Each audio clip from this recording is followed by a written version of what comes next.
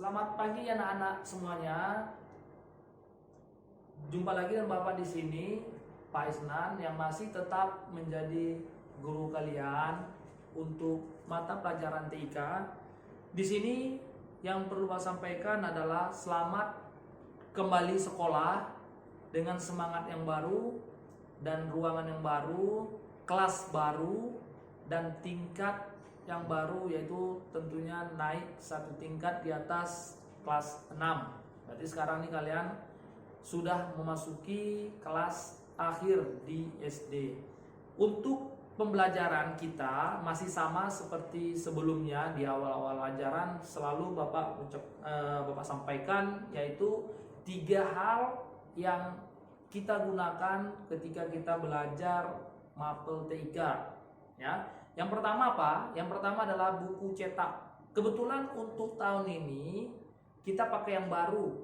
Mengapa kita pakai yang baru? Karena buku yang lama ini tidak diproduksi lagi oleh penerbitnya, sehingga sekolah menggantinya dengan buku yang baru.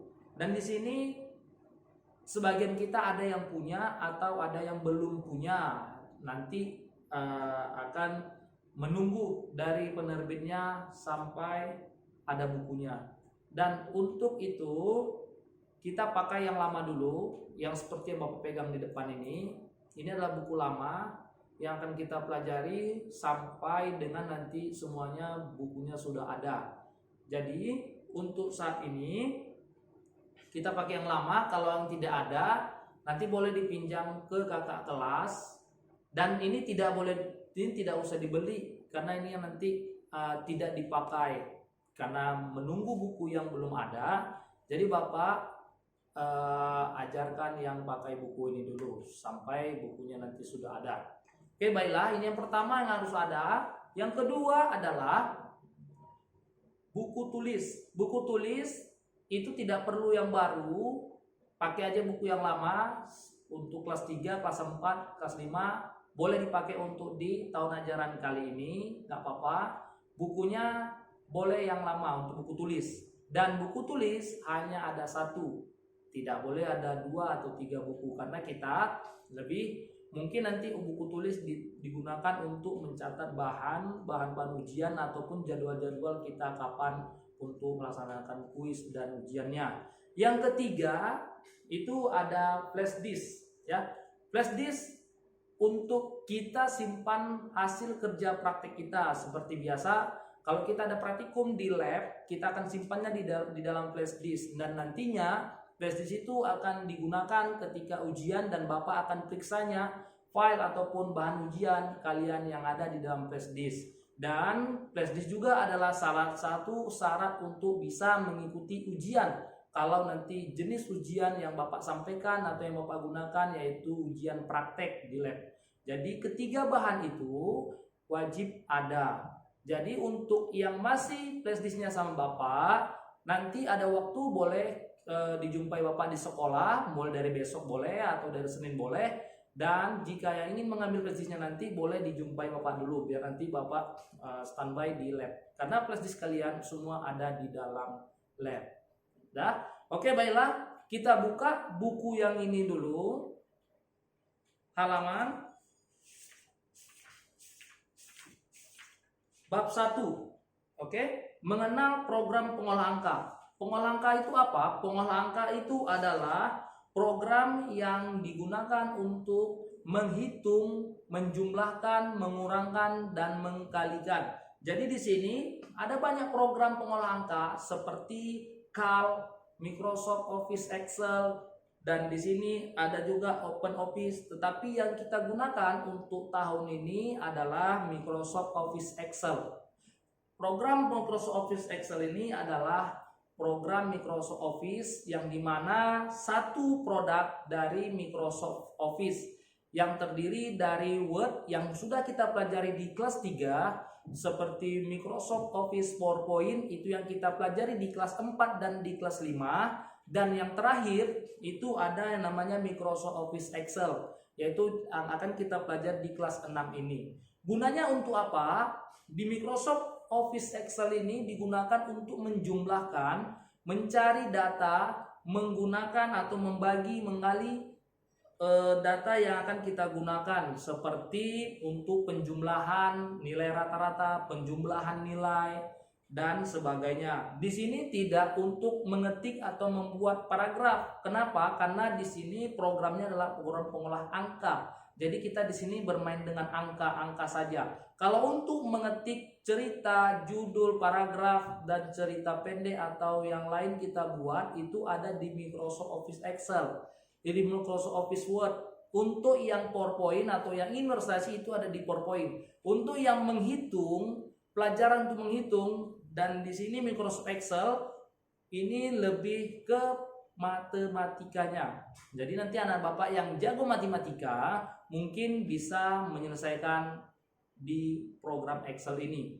Oke, baik, kita lihat di sini di bagian A halaman 3. Di sini ada mengenal program pengolah angka, yang dimana pengolah angka ini banyak diantaranya adalah CAL dan Microsoft Excel. CAL itu adalah program pengolah angka yang ada berjalan pada sistem operasi Linux. Di sini tidak kita gunakan. Dan di sini sekarang ada namanya OpenOffice. Ini juga OpenOffice tidak digunakan karena kita Office-nya ataupun OS-nya itu adalah Microsoft. Jadi kita gunakan Microsoft Office Excel. Di sini bisa kita lihat tampilan dari Microsoft Excel. Nah, ini Microsoft Excel sebagai program pengolah angka. Bisa dilihat di halaman 4 itu tampilan utamanya. Nanti akan Bapak tampilkan di depan bagaimana tampilan dari Microsoft Excel itu. Microsoft Excel itu terdiri dari 3 bagian. Oke, diperhatikan. Microsoft Excel Bapak singkat di sini MS Microsoft. Terdiri dari 3 bagian. Yang pertama, ini ada namanya row. Yang kedua, ini ada yang namanya kolom. Yang ketiga, ini ada yang namanya cell. Oke? Cell ini artinya adalah cell yang dimana area perpotongan antara kolom dan baris. Ya, itu namanya cell. Sedangkan kolom itu adalah yang tegak lurus. Yang tegak lurus ditandai dengan huruf atau abjad. Dan rows ini adalah baris yang berbentuk horizontal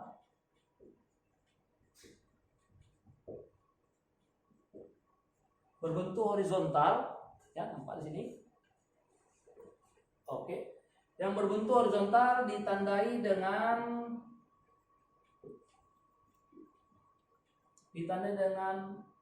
number atau angka. Oke.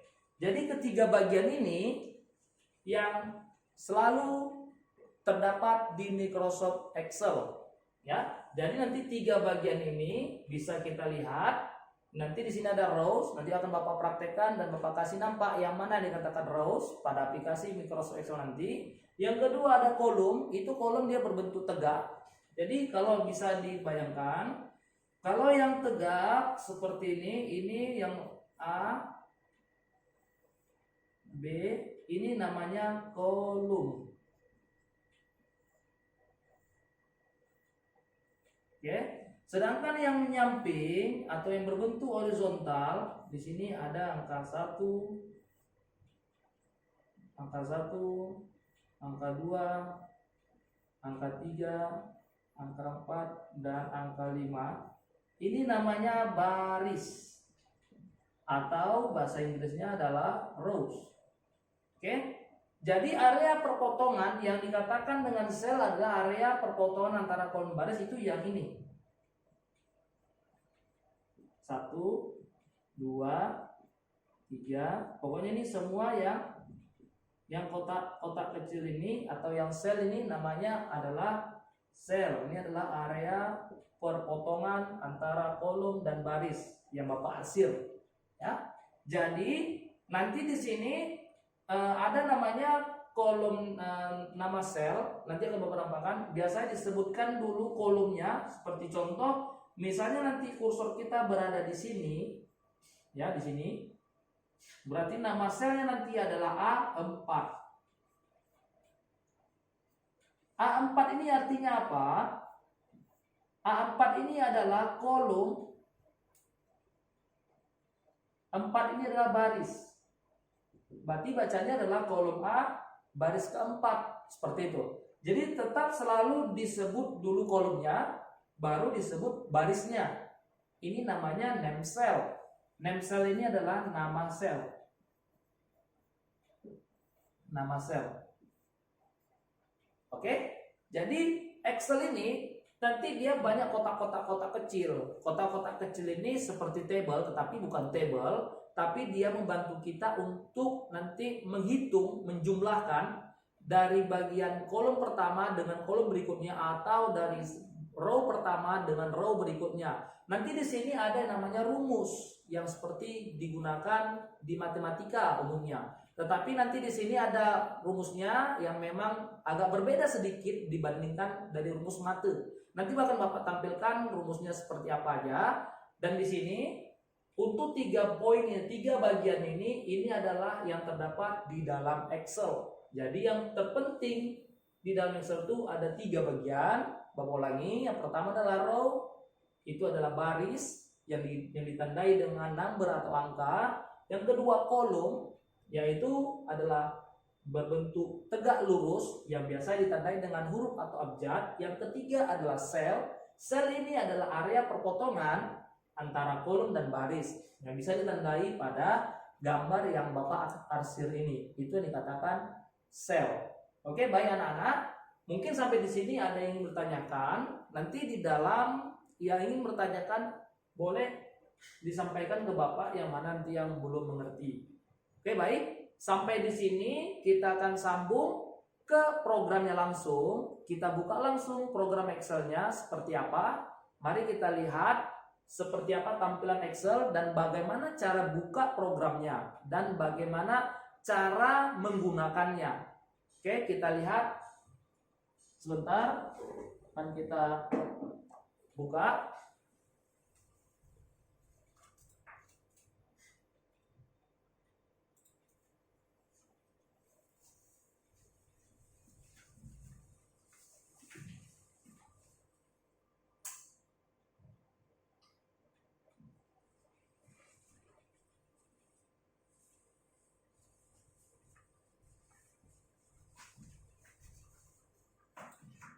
Oke, di sini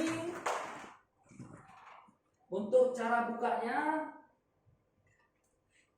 yang pertama ada di Start. Di sini kita cari program Microsoft Office. Nah, kebetulan yang Bapak punya di sini yang 2013 bisa dinampak ya. Bisa dinampak di sini, nampak ya? Di sini Office 2013, ada akses, database, Excel, InfoPad, dan di sini banyak. Nah, ini dia. Jadi Excel ini dia adalah bagian dari Microsoft Office. Kebetulan Bapak punya di sini yang Microsoft Office 2013, boleh kita gunakan. Jadi kalau nanti anak-anak Bapak yang di rumah mempunyai 2010 Microsoft Office-nya boleh. Ataupun yang 2007 boleh juga. Jadi bedanya di sini hanya fitur dan tampilannya saja. Selebihnya untuk penggunaannya sama. Oke, mari kita langsung klik aja di sini Microsoft Excel 2013. Dengan cara double klik, maka dia akan terbuka nanti tampilan startup-nya seperti berikut ini. Jadi nanti di sini tampilannya seperti ini. Ini start pertamanya Excel. Nah, ini dia. Ini yang 2013. Yang 2013 bisa kita lihat di sini. Ntar. Oke. Nah, ini. Tampilan pertamanya ini adalah tampilan awal. Di sini kita akan pilih yang namanya blank workbook. Artinya ingin membuat lembar kerja baru. Kita klik aja di sini sekali, maka tampilannya akan keluar seperti ini. Nah, ini dia. Yang Bapak sebutkan tadi di sini adalah terdapat kotak-kotak, yang dimana yang Bapak maksud tadi itu kolomnya itu yang ini A, B, C, D dan seterusnya. Sedangkan yang row itu dimulai dari angka 1, 2, 3 dan seterusnya. Bapak akan kasih tanda warna. Untuk yang merah, kita kasih warna untuk kolom, dan yang untuk dia sel kita kasih warna biru. Dan di sini yang untuk dia punya nama sel ini kita kasih warna hijau. Nah, nampak ya? Jadi di sini nampak warna merah ini adalah kolom, warna biru di sini tadi itu warna untuk baris row, kalau yang ini kolom, sedangkan yang hijau ini adalah sel. Yang mana yang Bapak bilang tadi name cell di sini ada namanya di sini. Ini dia. Kalau kita lihat, oke, di sini nampak yang ini namanya adalah name cell. Yang dimana kalau kita lihat di sini D7 artinya kursor Bapak sekarang ada di kolom D, kita ke atas sampai sini, kolom T, baris ke-7, kita lihat ke samping 7. Maka dikatakan name cell untuk yang kursor Bapak aktif sekarang di sini itu namanya adalah kolom D7. Oke? Jadi di sini jelas nampak, kita lihat penggunaan Excel terdiri dari 3 bagian. Yang pertama kolom, baris, dan sel. Dan di sini jika anak-anak Bapak sekalian ada yang kurang mengerti, boleh ditanyakan nanti di bagian mana yang belum bisa. Di sini jelas nampak yang warna hijau ini menandakan row. Yang hijau ini sel.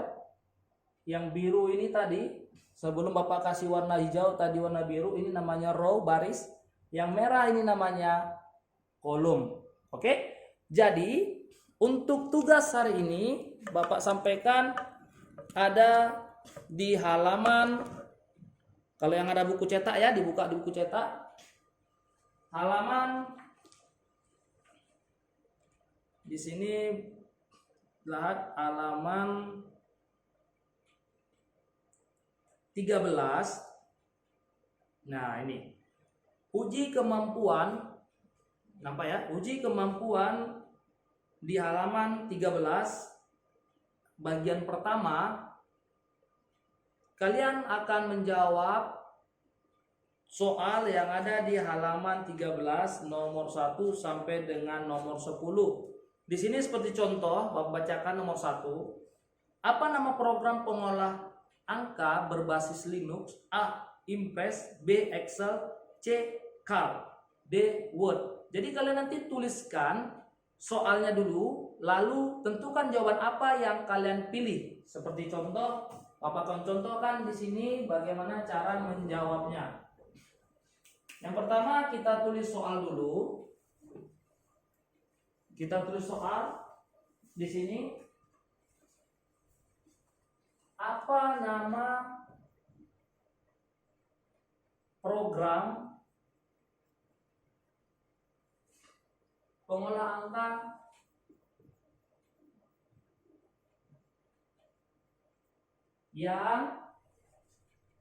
yang berbasis Linux,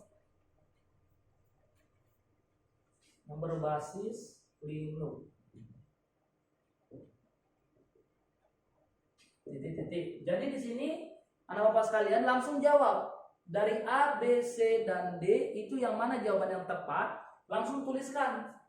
Jawabannya misalnya di sini B. B apa? Ya. Jadi langsung dituliskan di situ jawabannya apa, langsung, dan digarisbawahi jawabannya. Setelah anak-anak Bapak nanti selesai menjawab soal yang ada di halaman 13, lalu kirimkan atau fotokan ke Bapak dan bentuk foto ke WA Bapak langsung agar Bapak cek hasil dan tugas yang kalian kerjakan. Sampai di sini, jika ada yang bertanya, boleh disampaikan ke Bapak melalui chat WA atau menghubungi Bapak jika mana yang ada kendala. Seperti contoh, jika tidak ada komputer, boleh menyampaikan ke Bapak apa kendala yang kalian hadapi. Mudah-mudahan ada solusi untuk kalian yang memang betul tidak ada perangkat ataupun media. Yang penting di sini kalian harus tetap semangat dan harus tetap belajar walaupun kita tidak bertatap muka. Sekian dari Bapak, mudah-mudahan kita cepat dapat bertemu di kesempatan lain waktu. Sekian dari Bapak, terima kasih.